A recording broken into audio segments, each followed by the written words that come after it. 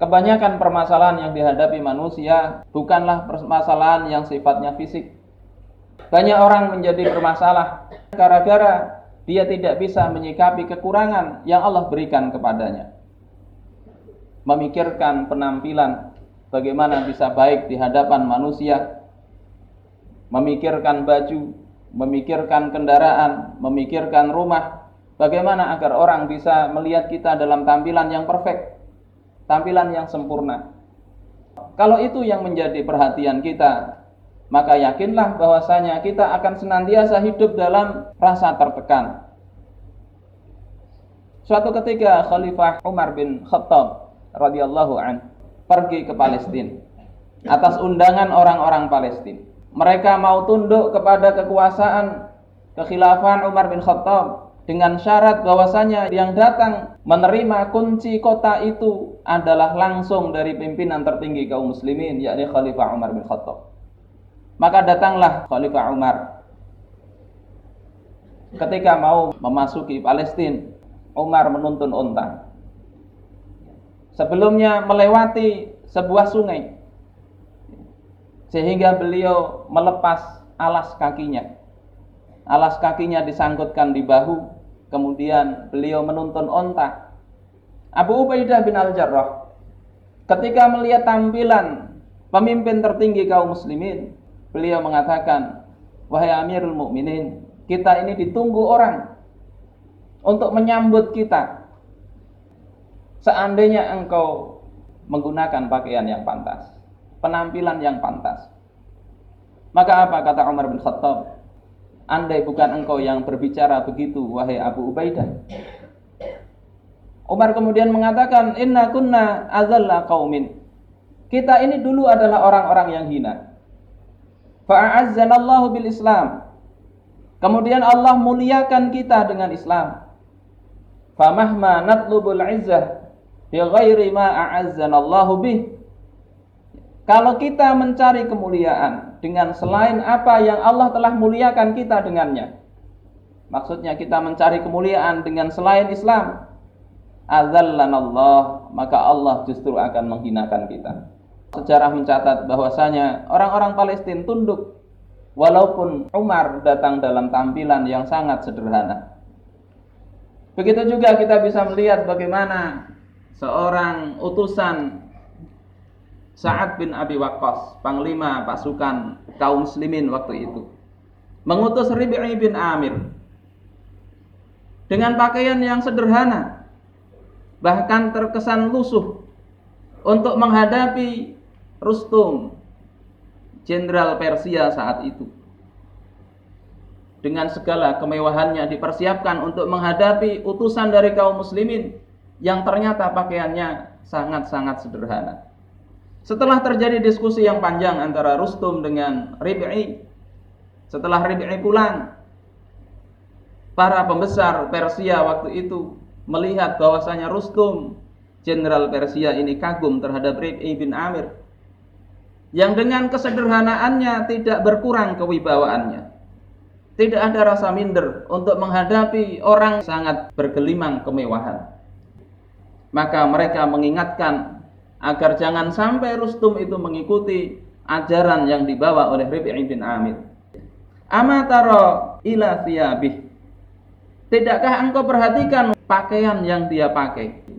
Rustum mengatakan, "Wailakum la tanzuru ila thiyab." Celaka kalian, kata Rustum kepada anak buahnya, janganlah kalian memandang kepada pakaian. Wanzuru ila ar-ra'yi wal kalam wasirah. Tapi hendaklah kalian perhatikan pembicaraannya, kepada pemikirannya, dan kepada jalan kehidupannya. Innal araba yastakhifuna bithiyabal ma'kal. Sesungguhnya orang-orang Arab, yakni para sahabat, itu mereka menganggap enteng, menganggap rendah, menganggap biasa saja urusan makanan dan pakaian. Wa yasununa al-ahsab, tetapi mereka menjaga kehormatan. Bisa kita bandingkan dengan kehidupan sekarang ini. Ketika kita menjadikan kehormatan semu di tengah-tengah manusia itu sebagai sesuatu yang kita prioritaskan, Kita tidak lagi melihat yang diberikan oleh Allah Subhanahu wa taala, tetapi kita melihat apa yang kita inginkan dan itu kita impikan dalam kehidupan kita. Sehingga tidak jarang ketika impian itu tidak terlaksana, menimbulkan banyak masalah, mulai depresi, sakit jiwa. Ada 2,5 juta orang Indonesia yang sakit jiwa. 18.000 diantaranya hidup di dalam pasungan. Kebanyakan adalah karena tidak bisa mengelola jiwa mereka ketika mendapatkan sesuatu yang tidak mereka inginkan. Seorang muslim yang bertakwa kepada Allah Subhanahu wa taala bukan berarti tidak boleh memakai pakaian yang bagus.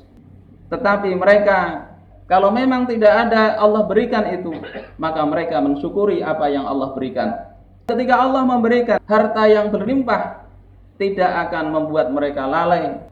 Mereka justru akan teringat bahwasanya harta adalah amanah dari Allah Subhanahu wa taala.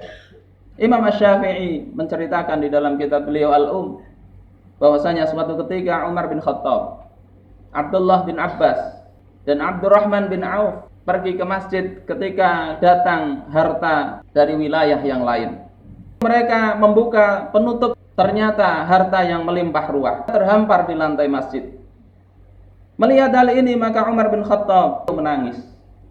Hingga salah satu dari Abbas dan Abdurrahman mengatakan, "Wallahi ma huwa biyaumi buka."